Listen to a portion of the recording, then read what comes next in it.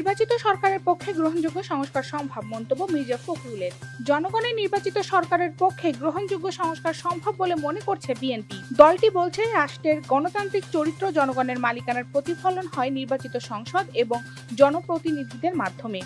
তাই অন্তর্বর্তী সরকারের উচিত প্রয়োজনীয় সংস্কার শেষে দ্রুত একটি অবাধ, সুষ্ঠু জাতীয় নির্বাচনের আয়োজন করে নির্বাচিত সরকারের কাছে ক্ষমতা হস্তান্তর করা।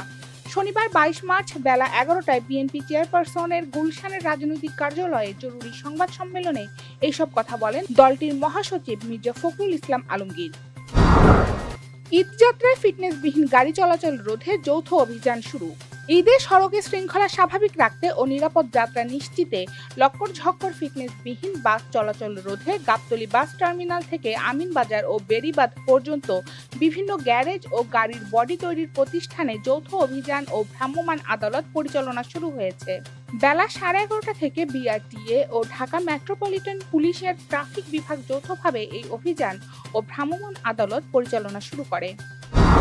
কোটা বাতিলের দাবিতে নওগাঁ সড়কে অবস্থান পলিটেকনিক শিক্ষার্থীদের।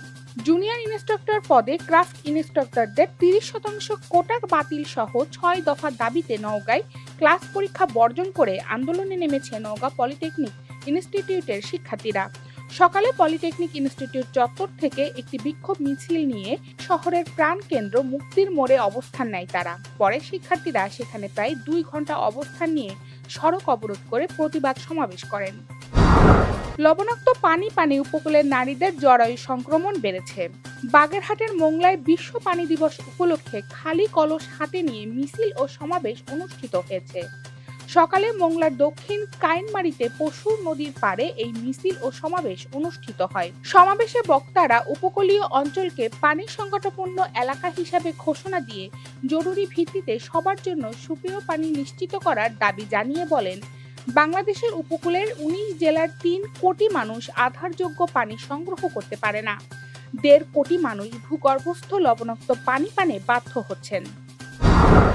ফিলিস্তিনি মুসলিমদের উপর হামলার প্রতিবাদে নেত্রকোনায় বিক্ষোভ। গাজায় ফিলিস্তিনিদের উপর হামলার প্রতিবাদে নেত্রকোনায় বিভিন্ন ইসলামী সংগঠনের উদ্যোগে বিক্ষোভ মিছিল ও প্রতিবাদ সমাবেশ অনুষ্ঠিত হয়েছে। 21 মার্চ শুক্রবার বাদ জুমা শহরের বিভিন্ন মসজিদ থেকে পৃথকভাবে এইসব বিক্ষোভ মিছিল অনুষ্ঠিত হয়। এ সময় বক্তারা অবিলম্বে ফিলিস্তিনে মুসলিম গণহত্যা বন্ধে দ্রুত জাতিসংঘের হস্তক্ষেপ কামনা করেন।